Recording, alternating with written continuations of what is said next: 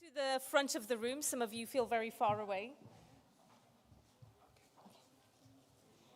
We'll just be starting with a quick video. Please do come down. Let's make this as intimate as possible.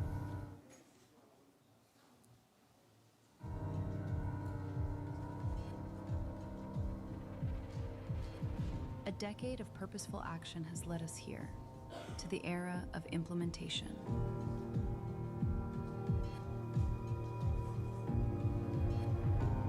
We have moved beyond pledges.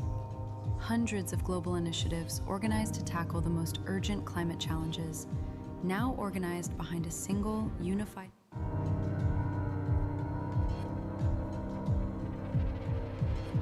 A decade of purposeful action has led us here, to the era of implementation.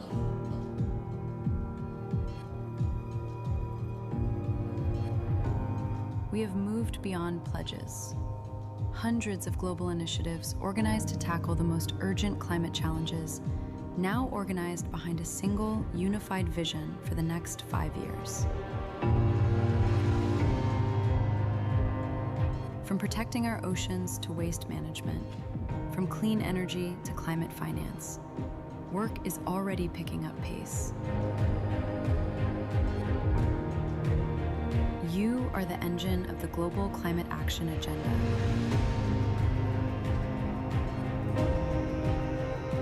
Global coalitions turning impactful solutions into reality, with clear timelines for investment and progress.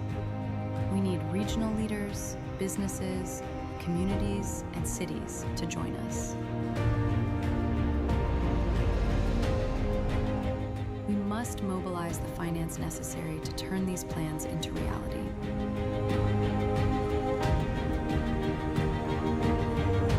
To help us move faster, topple barriers, and drive action towards COP31, momentum requires everyone.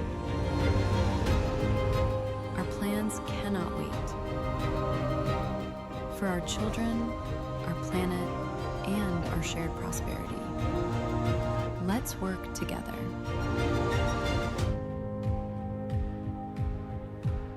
Welcome to the era of implementation.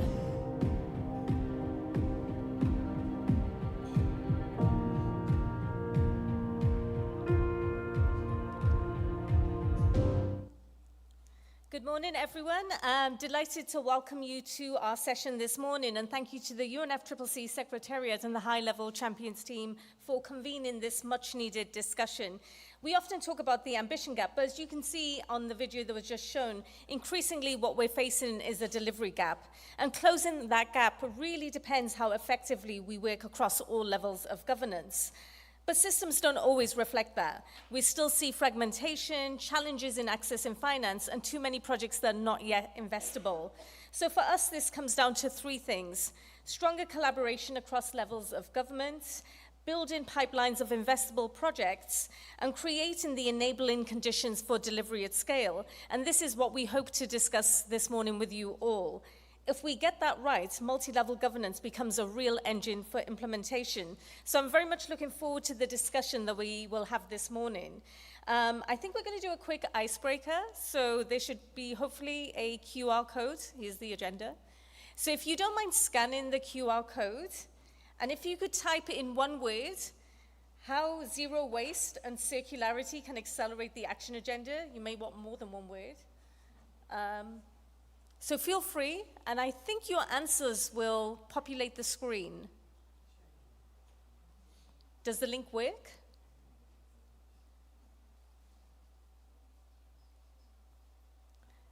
So I'm hoping by technological magic, some words will appear on the screen.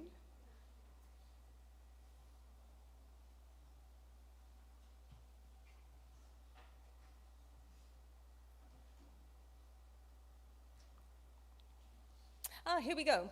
So here are some of the words that you've identified. So efficiency, innovation, methane reduction. We know zero waste is going to be a priority for the COP31 high-level champion. Systemic change, inclusive, people-centered.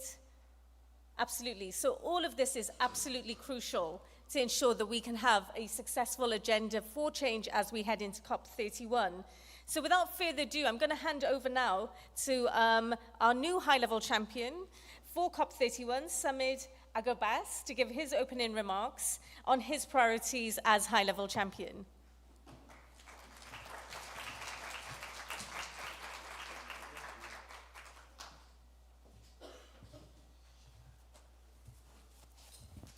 Ladies and gentlemen, distinguished guests, our colleagues prepared a lot of page, over 6 page, but I would like to say something about climate change, zero waste, then we can continue in our program. We started this moment since 2017, leadership by Her Excellency Madam Emine Erdoğan. Now we are working together with the UN organization, some NGOs, universities, municipalities, and civil society leaders. I would like to say, as a high-level climate champion, we have a goal. Our goal is very big. We want to see better world, better future for all people, included African people, Asian people, European people. But we have one missing, you. If we should work together for our better world goals, we can change something. As a high-level climate champion, we are working together, local governments, universities, civil societies, NGOs. Why we are working together with the local government? Because of, yes, we can create some decision on the table. We can discuss a lot of rules, a lot of laws on the table in some luxury rooms. But end of the day, if we cannot make if we want to see some real impact from the ground, we should work closely with local government. Because of local governments every day working for the local people. They are serving with the local people. They are electing via, again, local people. During my term, I have some priority. First priority is people. We are working people-centered with my colleagues. We are trying to listen to people, how we can develop some new movement, some new initiative for our people, for our youth, for women, for the elderly people. I mentioned my first speech today morning. I was in Nairobi, in Matahari and Kibera. Both is very poor places. They are slump. Over 1 million people living there, but they don't have enough water. They can't find enough food. We should change something in our world because of we have a lot of problem. I'm coming from the Middle East. People know about the war in Middle East, but from the government of Turkey, we will host COP31. Also, we want to give strong message from Antalya to world. We would like to work for the better world, better humanity with the all countries, over 93 partners. Thank you again joining us today. I would like to say as a last words, as a high-level champion, we have a website. You can follow via our social media and our website. If you have any idea, if you have any project, if you have any comment about climate change, zero waste, and whatever, please let me know. Our colleagues can set bilateral meeting with you. We would like to hear different voice from the different countries. Lastly, we will organize Zero Waste Forum 5 to 7 June in Istanbul. We are expecting over 150 countries, over 100 ministers, 5,000 valuable guest. If you didn't apply to our forum, please join us. We would like to see you in Istanbul. Thank you again. See you soon.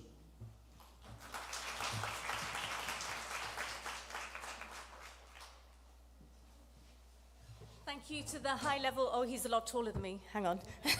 Thank you to the high-level champion for sharing his priorities. And I think you can see it's a very busy agenda, but a very important and necessary one. So I'm delighted now to hand over to Monique Saccardo, Head of Delegation in CW3, COP30 Presidency.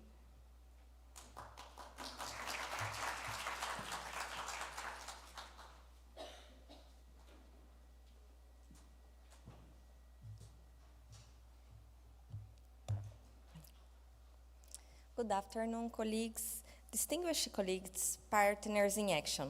We meet today just months after the conclusion of COP30 in Belém. There, we inaugurated a new era of climate diplomacy based on the spirit of Mutirão, a collective effort where every actor has a role in the solution. As we look toward to COP31 in Antalya, hosted by Turkey in partnership with Australia, our priority is continuity. I specifically acknowledge the leadership of Samed Ardibas, our high-level climate champion and a global advocate for zero waste. His role is vital in ensuring that the support of cities, academia, the private sector, and civil society remains the heartbeat of the progress of solutions. Under the new structure consolidated in Belém, the actual agenda has shifted from a space of advocacy to a rigorous implementation engine. In its 6 thematic axes represented in this Climate Week provide the institutional memory and a clear technical framework that can allow the momentum of COP30 to flow directly into the Turkey and Australia COP31 presidents and beyond, ensuring that the 5-year vision for the Global Climate Action Agenda is a continuous effort. This engine is powered by the Plan to Accelerate Solutions, the PASS. They have marked a major turning point. We have to successfully move from negotiation to implementation at scale. 120 PASS are now driving global action in different sectors and bridging the gaps for implementation, transforming the action agenda into a factor of concrete results. The shift from dialogue to implementation is best captured, for example, by the No Organic Waste Plan, the NOW plan, which provides actions required to achieve real-world impact. The 3 fronts, the urgent methane mitigation, massive social formalization, and the strategic financial and mobilization to bridge the gap between policy and reality. The NOW plan aims to unlock over $10 billion of USD dollars in climate-aligned investments, specifically for infrastructure in the Global South. This plan and others send a clear signal. We have moved beyond the what and are now mastering the how. By structuring these large-scale projects and unlocking investments for innovation, we are creating the enabling conditions for zero waste to stop being a niche concept and become a mainstream public policy. This is about supporting cities, strengthening circular supply chains, and reducing emissions in a way that delivers health, jobs, and dignity to people. Leading up to Antalya and looking toward 2028, let us keep the spirit of Mutirão alive. The roadmaps are being built through the action agenda and the efforts of both past and future COPs presidencies. This fuel is finance, and our goal is a world where waste is a resource and the implementation is our only language. Thank you.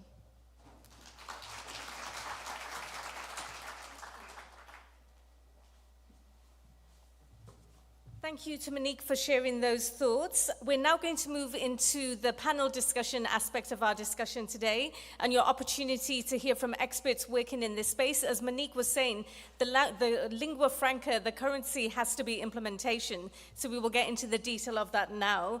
And I'm delighted to introduce Neil Kaur, who's going to take you through the rest of the session.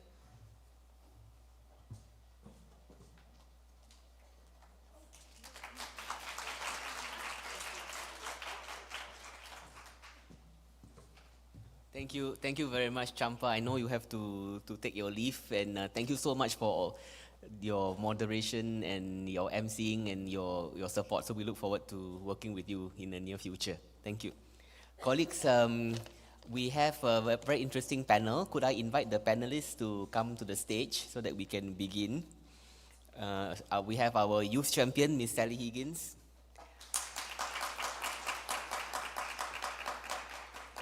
In my script, I actually have Mr. Amjad Abdullah, but in the table I notice it's Amanda McKee, so I'm not sure whether Amjad is here. Or yes, Mr. Amjad, the Director General and Multidisciplinary Team Leader of the Climate Change and Energy Department of the Maldives, sir, please. Thank you. And of course, my dear sister Bernadia Irawati, or Secretary General of UCLG Asia Pacific, Bernadia. And we have Mr. Dong Jae Oh, who is Public Finance Director at Solutions for Our Climate. Thank you. So I'm going to conduct the discussion from the table.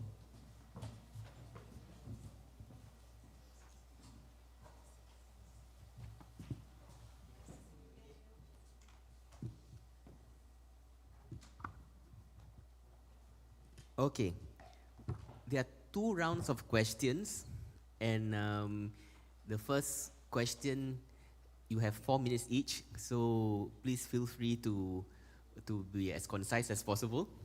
And then the second round, we have 2 minutes each, yeah?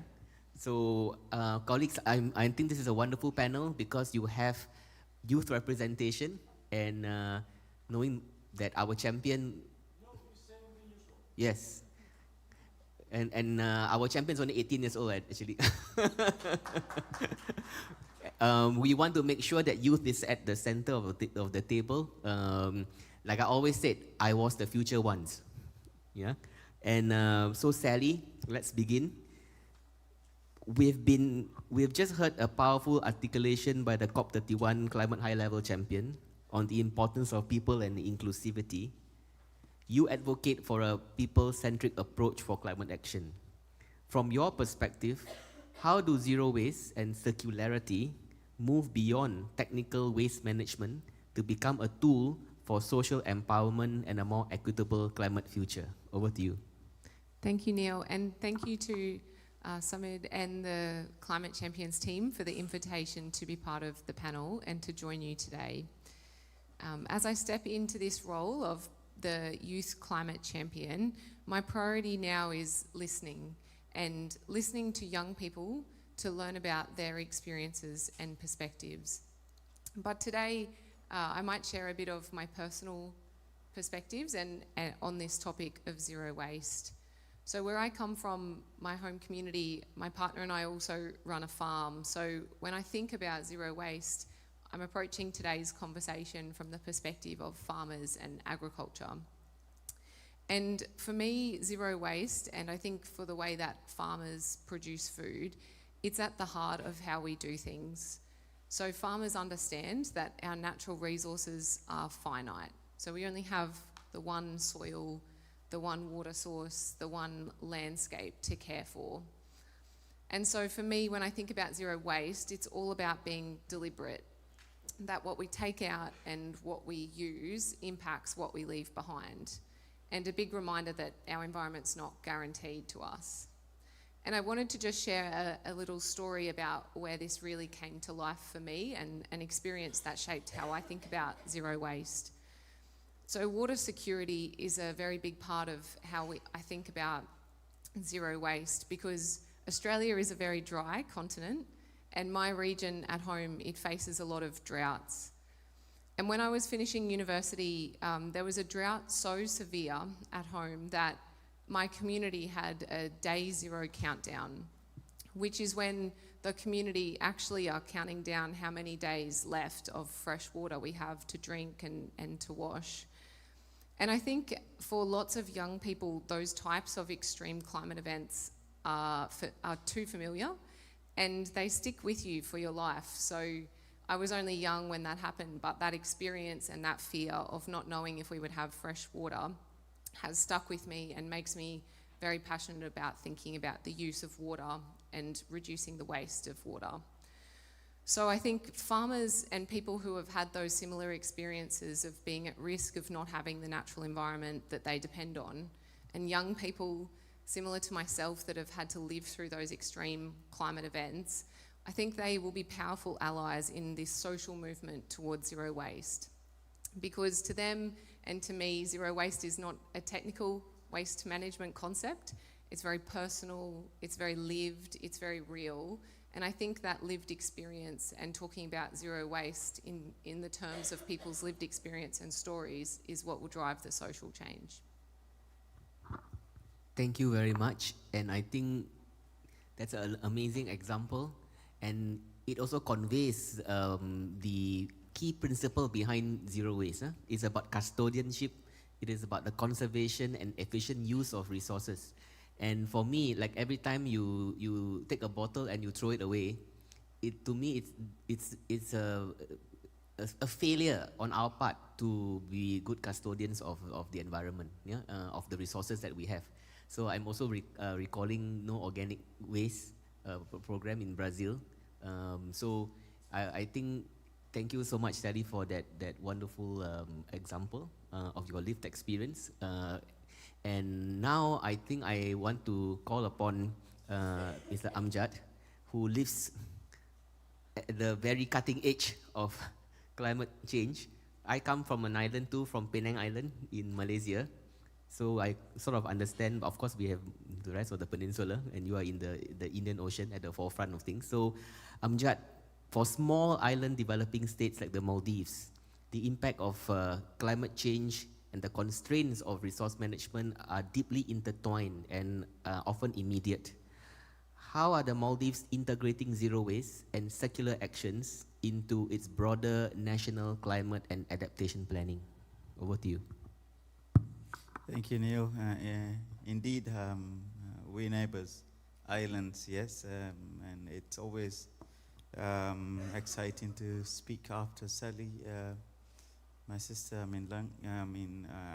I also thought that champions. You said you have also a youth.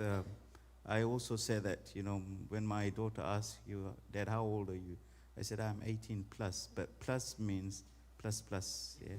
So I'm still young, by the way. So it's interesting, Neil. I'm sure. We have a lot of similarities. Penang, Langkawi, we are 100%, if not, well, not 100%, but at least our major economies are depending on tourism and fisheries, right? So we are 100% importer. So for us, our economies depend on simply the imports. Which relates to waste. And it's not just an environmental issue, but a systematic one. Every product that we import eventually becomes waste that we must manage within very limited land. Our islands are very small. It's archipelagic country. And we have to deal with a very limited land and infrastructure capacity. At the same time, the impacts of climate change, it's not something that, it's a lived reality, the increasing extreme events, constrains our ability to manage waste in an appropriate manner, recognizing that increasingly integrating zero waste into circularity into our national and climate adaptation planning, because in our third NDCs, we've included both waste into opportunities as resilience, as well as, of course, on the mitigation side, of course, methane is one that is large. I know that in the climate space, methane has been elevated as one of the biggest emitting factors. So we are dealing with that carefully. We advance in this in multiple ways. Just to name a few, embedded in circularity in national planning policies frameworks, including waste management strategies that align with the climate mitigation and priorities. As I indicated, it is part of our NDC 3. Reducing reliance on landfills. Of course, we don't have landfills. I have to say that we don't use landfill. It's not attracting to say that, but that's a reality. We feel ocean, right? The shallow lagoons, that's the only way. We don't have landfills. So it's a shallow lagoon fill, I have to say. And of course, we try to minimize open burning for both which contributes to emission and of course, the local air pollution, which is also a health hazard for us. Promoting resource efficiency and material recovery, particularly in high impact sectors, such as tourism and fisheries, that's our main economic stay. Strengthening decentralized waste systems, of course, recognizing geographic dispersion. I mean, we are an archipelagic country. Imagine the kind of logistical nightmare that we face, and the need for locally appropriate solutions. I mean, it's very easy to say that, there are systems in other parts of the world which can, but frankly speaking, it's a very challenging, factor that, we have to deal in case of, extreme weather events, to name few. Most importantly, circularity often core benefits across the climate agenda. It, of course, reduces the emissions from waste, lowers import dependency, creates local economies, and strengthens reliance on external shocks. But this is also a challenge that we face, while our national capacities are designed to meet domestic needs, they are often stretched when required to align with complex and externally driven systems, whether in financing, technology standards, or reporting requirements, because that's why I always say that, it should not be an undue burden for reporting for small states, because I was also in the climate marketplace yesterday. We have the capacity to deal with the national, but when it relates to international cooperation, so I often say that, because the whole climate space is an international cooperation issue, so often, obviously, there would not be capacity that fits for international cooperation. But to deal with national, yes, but then often, we don't have to deal only for national, but, we are in a multilateral world, so I always advocate for multilateralism when dealing with the climate issues. This is where greater alignment and simplification from global partners becomes extremely critical. Thank you. Thank you very much, Amjad. And I think you can see how challenging it is for some governments to be able to translate these global commitments into national policies and then find the resources to actually implement them on the ground. I think that's the major gap here. But I'm very happy that you are here because your voice is very important, so that we can really understand the real complexity of translating policy into practice. So there's no better person who's also from an archipelagic nation, except that she has more islands than Malaysia. In Indonesia, I think there's 17 or 14,000 islands, if I'm not mistaken. And Bernadia is from UCLG. And Bernadia, the question for you is UCLG Asia Pacific, okay? Bernadia, cities are at the front lines of consumption and waste, yeah? In your experience with UCLG aspect, what is the strategic importance of municipalities in establishing zero waste districts And how does this local action translate into significant national climate progress? Over to you, Bernadia. Thank you very much, Annyeonghaseyo Mika. Very good afternoon. I'm very happy that everyone is here despite the nice weather outside. Thank you very much. I really appreciate that you are here because this is also very important topics. We talk about zero waste. And for me and for us, zero waste is possible. Zero waste is feasible because there are already shown many examples on this. But let me just highlight some of the things, especially related to strategies. Yeah? Because cities are not just on the front lines. Actually, cities are where most material flows are decided, also consumed and discarded. And we see the number of population, most of us live in urban areas. So this is again big change that we need to do. So from UCLG ASPAC experience, municipalities are therefore the decisive actors in making zero waste districts real and scalable. I'm glad that you take up this important theme for the COP31 because everyone expects action, not just talking and negotiation, which is, I think, somewhere goes in one of the things. So let me highlight the key strategies for zero waste districts. Number one, and I'm glad that you also mentioned about the importance of subnational governments. Municipalities control the core of the system.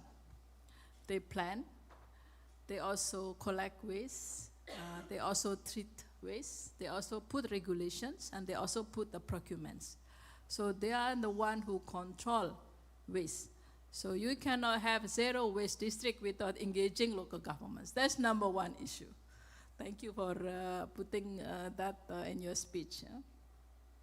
So this means they can sift, our municipalities can sift from linear systems. There are already some ways in which the waste are segregated, but they don't create a kind of cycle, busy cycle, so that just some of examples. After the waste segregation, they put again in one of the areas there. So I think the most important is to shift from linear system to circular ones by enforcing source segregations, enabling reuse and repair ecosystem, and redesigning local service delivery. So cities can integrate actors across the value chain because this is not just about local governments. Zero waste districts are not just about waste management. This is not about waste management. It connects household, informal waste workers, and if you study slums in Asia, most of the poor people live in slum, and normally they are part of the garbage areas. Yeah? This is a reality. So it's very close between waste and poor and slum. Yeah? So this also connect with SMEs and producers. So that's why municipalities are critical for behavioral change at scale. National policies alone cannot change consumption patterns, but city-led education, incentives, and community engagement can influence the consumption patterns. This is where actually zero waste become a lived practice, not just a policy ambition. I think that's very important because it's not just ambition, but this is practice and possible. Yeah, I will not mention about a lot of examples. There are many examples: Japan, South Korea, Kitakyushu, Yokohama, wherever you have. Also Panaji in India demonstrate that zero waste district can be operationalized through decentralized system. So it should not be centralized system, because if you have a centralized system, it will be so costly. Okay, and this also not change the behavior of the people. I think the most important is that we have to change the behavior of the people. Because if you do everything in the land side, in the using incinerator, whatever, you only focus in the final disposal side, they don't change the behavior of the people. So we have to start at source. So how this local action can be translated into national climate progress? I think number one, from the perspective of local regional government, circularity is not sector. Circularity is not sector. It is a systematic enabler of sustainable climate actions. It must be embedded across sectors, not treated as waste management alone. In the context, zero waste approaches offer a particularly powerful pathway. I think I don't need to repeat whatever people say, that of course this contribute to climate mitigation, reducing emission, but also at the same time strengthen resilience. Yeah? Let me close a few lines here. If we are to fully realize this potential, we must also recognize that circularity is already being delivered on the ground. It's already there. But the important is how can we upscale this? How can we upscale those already good practices that are everywhere? Yeah? So waste pickers and information system play a central role in enabling circular practices. But the most important is that we need to move from waste management to resource governance. How we optimally reduce and optimize our resources. I think that's the most important thing. So at the same time, circularity cannot be delivered by local governments alone. We understand that we have limitations. Subnational governments have limitations. So we require a strong multi-level alignment with the national framework. So I stop now. Thank you. Thank you. Thank you very much, Bernadia. I think a lot of food for thought as we move to the last panelist, Mr. O. You are the most important because we look at you and we see finance. but before that, I think what Bernarda has said is also very critical. We can't do it alone. Any one of us, right? Whether you are in a farming community or you are managing the Maldives or you are managing cities. I think we need to take a whole of a society approach with this matter. So without further ado, Mr. O, we are here in Yezu. Can you share some best practices and some of the benefits of accelerating action on waste and circularity at the subnational level? Thank you. Thank you, Neil. And thank you to the COP31 high-level champion, the Climate Champions team, and all the distinguished speakers and delegates gathered here today. It is truly an honor to be part of this conversation. And it's also particularly meaningful to be here in Yeosu. I'm not sure you have enough time to explore the streets of Yeosu and the landscape and the ocean view of Yeosu. But actually, Yeosu is quite popular and famous for the magnificent and beautiful seaside view of 400 islands as one of the most island-concentrated city in South Korea. So if you haven't explored any five-star restaurant, I would be happy to recommend it. And the reason I kind of elaborate a little bit more on Yeosu is as it's the city that sits on the southern part, southern coast of South Korea, but it's also the place where not long ago organic wastes are still being dumped into the ocean. This was not just challenges that Yeosu has faced, it was the challenges that every seaside municipalities has experienced and suffered and challenged. But that practice is now banned after the consecutive progresses of legislation by the South Korean government. Korea's experience on legislative trajectory offers a concrete model how national agenda on circular economy progressed as time goes by. It started from banning direct landfilling of sewage sludge in early 2000s and also for the food waste, to closing ocean dumping loopholes for livestock manure and food waste, wastewater, and sewage sludge in early 2010s. And now the government enacted the Circular Economy Society Promotion Act in 2024. And I can say that it's this process of progress is now contributing to the nice view and protected ocean view of Yeosu that now we experience and enjoys. And I also wanted to highlight that that change didn't happen overnight, and it didn't happen only at the national level. This was also delivered through the result because of the subnational governments implemented them, and in some cases go further. Waste sector methane accounts for roughly about 20% of global methane emissions. And methane, as you would all know, is the superpollutant fuels climate crisis. And while the national government set targets, it is cities and provinces that actually operate waste management, including landfills, wastewater treatment, food waste collection, and also implement the circular economy programs on the ground. So subnational action is not the supplementary, it is where the actual implementation happens. On this time, I wanted to give you a concrete example from Chungcheongnam-do, or we can say it Chungnam, is a province of roughly 2 million people located in western part of South Korea. It is the country's second largest rice producing region, home to 16% of Korea's livestock, and also hosts nearly half of Korea's coal power plants. In other words, it's a province navigating the full complexity of the energy, food, and waste nexus, much like many other regions across Asia and beyond. Despite having 84% of its methane emissions concentrated into the difficult agriculture and livestock sector, Chungnam just set a 35% of methane reduction target by 2030, which is 5 percentage points above the national goal into Korea's first methane reduction roadmap. And that was the first publicated local municipalities roadmap to achieve the 2030 reduction target of methane. And it's also the roadmap that highlighted the approach of circular economy to cutting methane emission from the waste into the governmental plan. I think this case signals that local governments are now active players in the international methane agriculture, not just the implementers of top-down policy.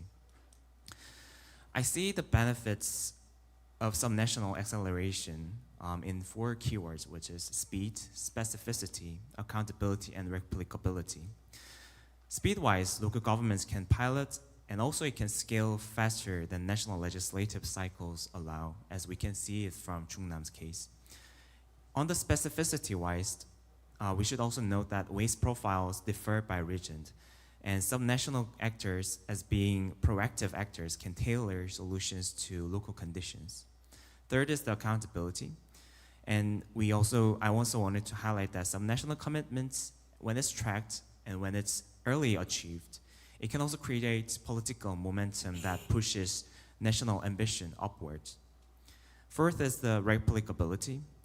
A successful provincial model like Chungnam's cases could become the blueprint that other regions and other countries can also adapt. And I believe the journey Korea went through and the strength of some national governments depicts an evident opportunity for us to reach the robust action agenda for waste and methane issues on the roadmap to the COP31. Thank you. Thank you very much. And at this point, I would just like to acknowledge our colleagues from ICLEI who very kindly escorted our climate champion to a waste management plant this morning. So we saw what he mentioned in action, Samet. So we really thank you for your observations. Colleagues, I want to make sure that you have time to ask questions to the panel. So I'm going to limit them to just 1 minute or 1.5 minutes in this next round. And then after that, I will open it to the floor. All right? So Sally, you've heard all these people with all their very profound information and knowledge. I would just like to ask you, as we look forward to COP31, how can you as the how can the high-level champion better integrate, this is a question for him, better integrate youth-led circular innovations into the formal action agenda? And what is your personal commitment to ensuring zero waste is the core demand for the next generation? Over to you. I won't say anything too hard, Samet, for you. But I think, to be serious, I think Samet and I have a great responsibility by having these platforms of being the champions and being part of the presidency. And I think the power of that responsibility is that we can bring other people into this conversation that don't otherwise have the voice. So my focus will be on elevating those perspectives of young people into these spaces of climate decision making and dialogue. So I look forward to working with Samir on that objective to bring young people into this process as we work towards COP31. And I suppose a personal commitment from me on this is that my background in food systems means that I will be connecting food systems as a big part of the zero waste conversation to the conversation on climate change. And I recognise that, this means both how we consume and produce food, so not just farmers, but everybody who eats and enjoys food, that we can open that conversation to how we manage water, land and ecosystems in the production of food. So I'll be bringing that into the COP31 process and look forward to working with you on that, Samir. Thank you so much, Sally. And you will have a small army of young youth to support all your efforts. Yeah. Amjad, as we build momentum towards COP31, what do you see as the most critical opportunity for frontline nations to work with global partners to scale zero waste and the circular economy models? Over to you. Thank you again, Neil. As we forward, I think from our perspective, the most critical opportunity as we build COP31 is obviously of the recognition of this issue. And thank the champions and the incoming presidency for recognizing this. It's absolutely essential that we recognize this issue. Global climate architecture must formally acknowledge that zero waste and circularity are not unrelated, because it's not been on the forefront of the agenda. It is something that the incoming presidency has recognized. And that makes only a small section of our missions. The concept of circularity is a mitigation strategy, obviously, but it's also adaptation strategy and an economic resilience strategy. I know that I forgot to mention that, this is also, again, we are using the waste as an opportunity. We have a waste to energy project that is already being undertaken. The question is, again, it's a bit contradictory, because on one hand, we say that we need to reduce the waste, but on the other hand, it's a very delicate balance. Honestly, it's a very delicate balance. So we have also had the waste regulation amended recently on plastics. That is also another challenge for the waste to energy plant. So I'm not entirely sure how to address this, double challenges. The climate finance, again, must flow to waste management and circular economy. I know that I see colleagues from the one of the financial systems of the operating entities of the financial mechanism, GCF. Waste is one thing that I think we need to consider, the circularity at scale. The infrastructure we have described, waste to energy, again, the regional centers, the island level facilities, all of it at high cost investments, and yet waste management remains one of the most underfunded sectors. So that's why I just wanted to alert that in climate finance, it is also one of the sectors that can tap deeply into mix of blended finance strategies and mechanisms. For us, the most vulnerable developing countries should not have to reinvent the wheel in isolation, while recognizing that the nations have their own complex situations. There are many opportunities for overlapping solutions and transferences. Of course, from a SIDS perspective, we need a seat at the table where these solutions are being designed. And thank you for the climate champions, including us. I do hope that throughout your presidency and beyond, that you will get us at the table where we have a voice and we have practical examples that can be replicated. Honestly, it's very different. As I said, we don't do the landfills. We do the lagoon fill or ocean fill, which in a sense, it's very complex. I know on one side I get the, I get the compliances from the tourism sector, but what do we have? We don't have the options.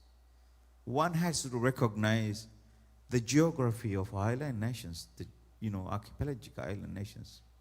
I mean, literally, it's a 2 square kilometer islands mostly, if not even smaller. So imagine how on earth you find a landfill. There's no way. So that's very complex, yeah?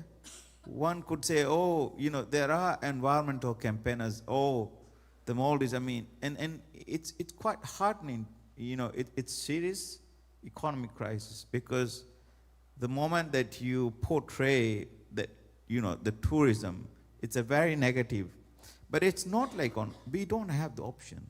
We have mitigative measures that we have put in place. It's not like, we're just dumping into ocean. We have enclosed, we have the bunds, all that measures are being taken seriously. So it's not, we wouldn't jeopardize our industry. The only single commodity we have, that's a tourism. So you have to recognize that. But then on the other hand, I would really call upon, let's be realistic where our nations are. It's not that we wanted to pollute the oceans or, the marine ecosystems. So, of course, we are not asking to be a recipient of circularity. We are asking to be a co-architecture, co-creator of this. So our context, dispersed islands, again, depends on most reliant economies, and we demand solutions at local level. Thank you very much. Thank you very much. I think that's a wake-up call for all of us, particularly to see how we can collaborate to deal with this issue. Bernadia, very quickly, what do you see as the biggest opportunity for subnational governments to support our collective efforts in making COP31 a success? And how will UCLG aspect help mainstream these urban circularity models into the global climate narrative? Thank you for the questions. I think I have a big hope for this COP31. I didn't go to many COPs.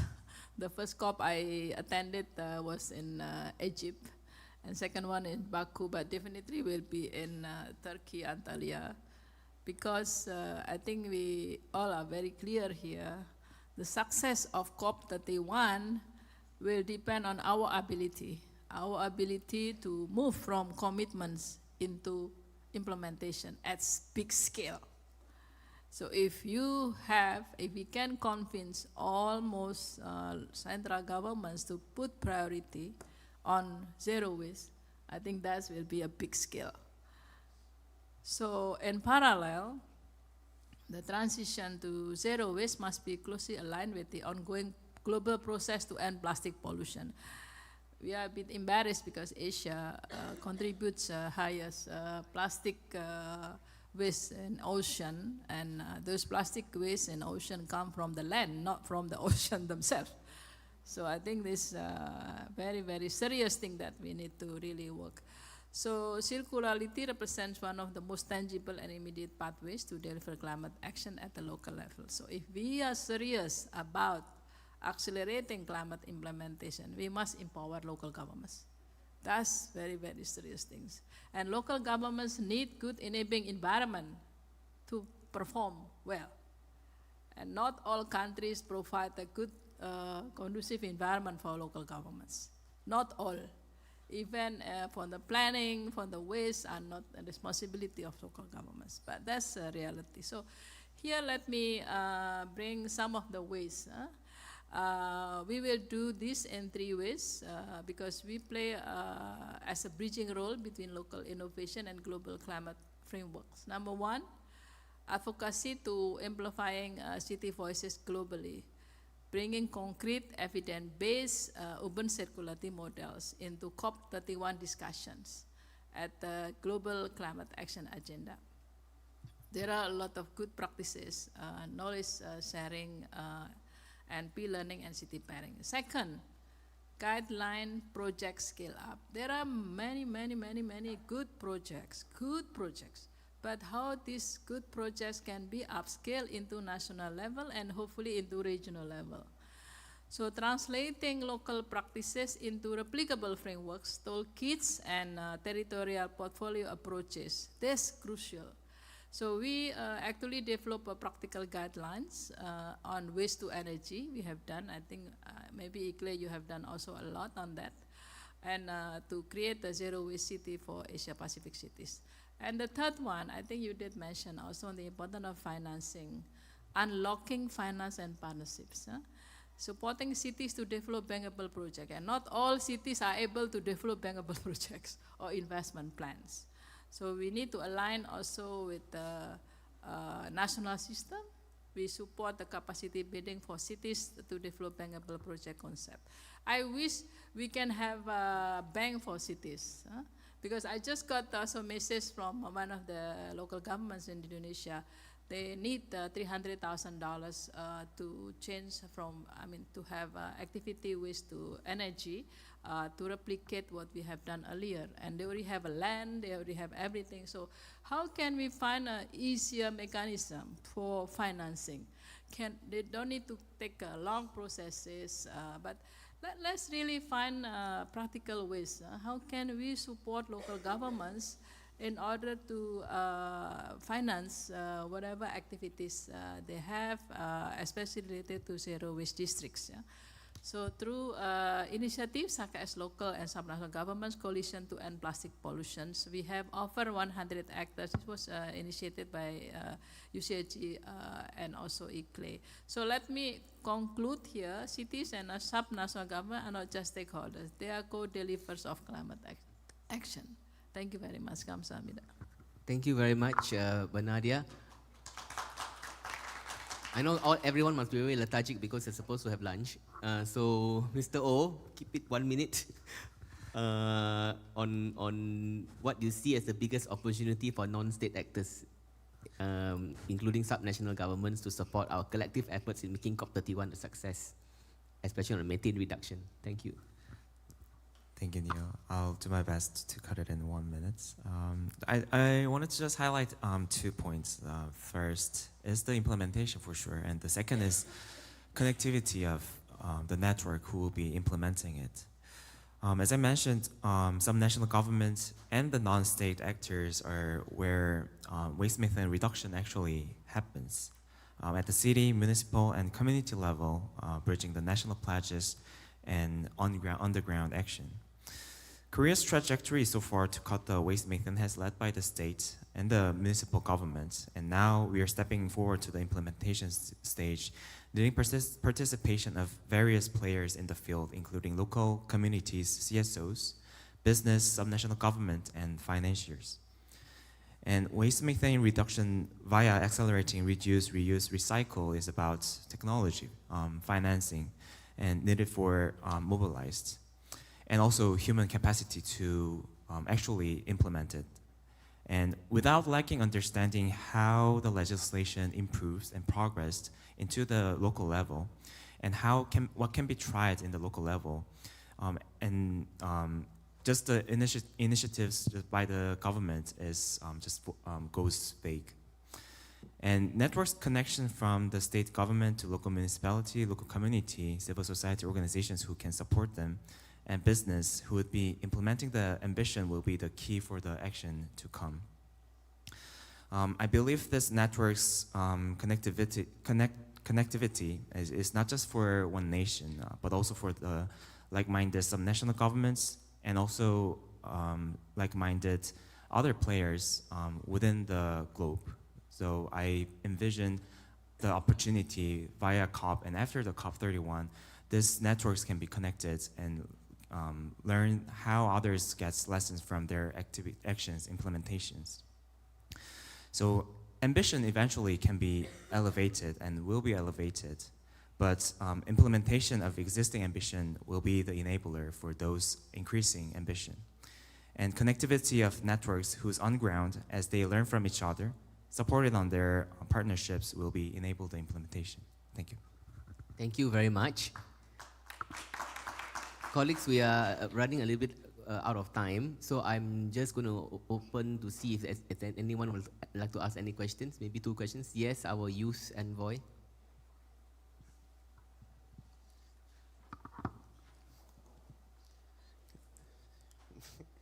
Thank you for the opportunity to ask a question. I'm Mutullah, I'm 17 years old, and I can clearly say that I am the youngest person here. And I want to ask our youth climate champion a question. We can see here a lot of representatives from countries, from big organizations, and I'm the only representative from a association that was led by Youth for Youth. And so I'm the only one from an association of youth. How can we integrate youth to this crisis? Because the adults are not the only one who are affected by the climate crisis. Thank you.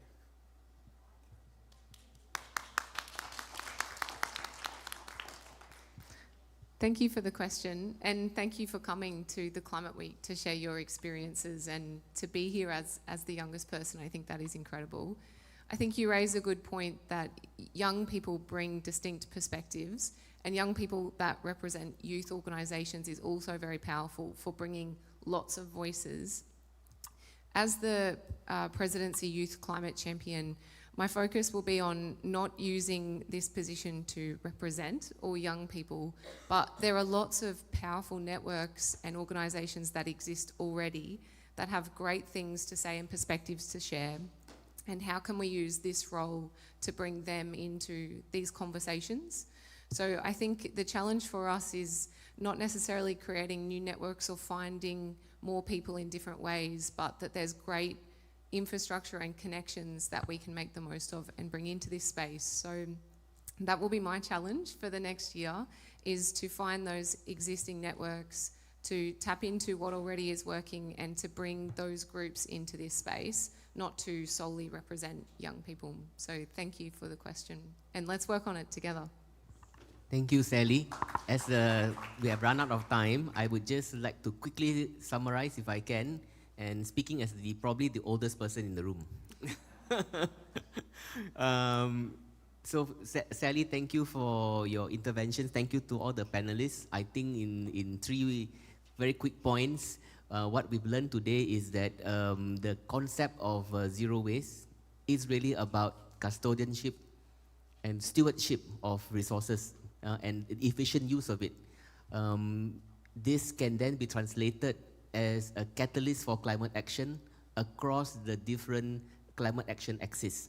And you'll be glad to know that the Champions team, working with UNFCCC and all the stakeholders, we have identified exactly where these catalytic moments are throughout all the axes of action, which we thank Brazil for putting together and putting all hundreds of initiatives under this axis of action. Secondly, the urgency to speed up and scale up. I think we hear from Maldives. We'll definitely do our best, at least I'm speaking on behalf of the champion, to make sure that the small island developing states and other communities living at the forefront of climate change is at the table in the co-designing of solutions.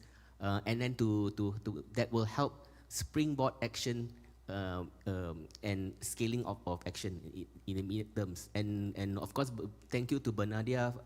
We always work with local government because we know local action is the basis for action across the board. And we also have ICLEI and other networks here. And Mr. O, thank you so much. I think subnational governments also have a very important role to play in the whole idea of alignment in multi-purpose, multi-stakeholder, multidisciplinary approaches, because we need to translate those policies into action and practice on the ground. Simon, I hope I did the summation. Okay, thank you. So with that, I thank the panelists. Can you please give them a round of applause?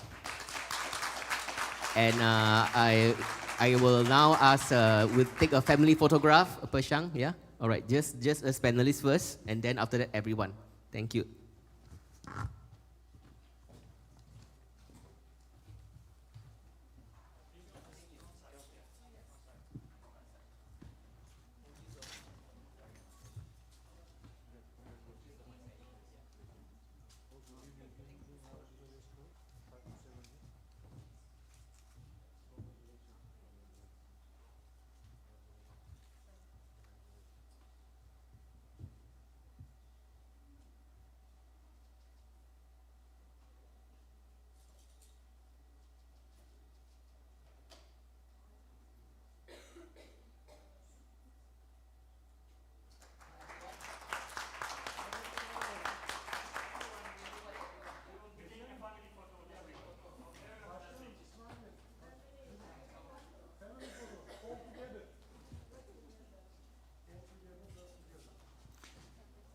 The technicians, you can also join us.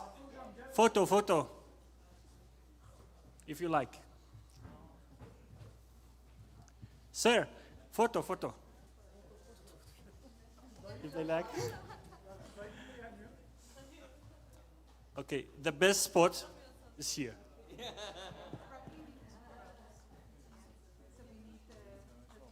But I don't know, the cameraman, you direct us. Say squeeze or have a second row. Maybe the second row, please here. Stand here so that everyone looks pretty, okay?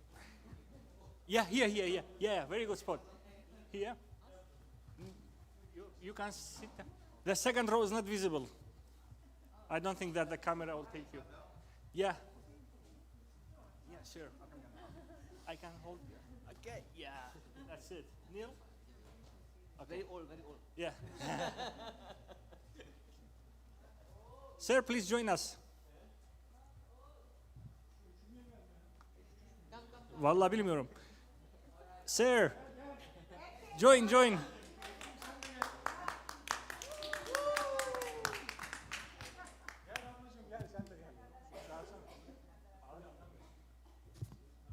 Sir, photo. You. Yeah. Come. Hey. The technicians, do you want to join us? Yeah, come.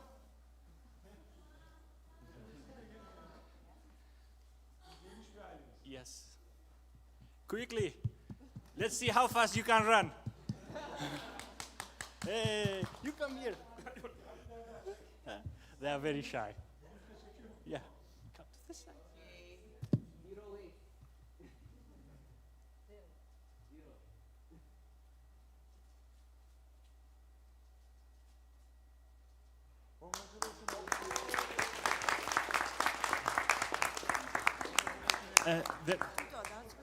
Yes, dear participants, we have prepared presents for you at the back side of the room. Don't leave without taking your present. It will protect you from sun, from rain, and it's for free.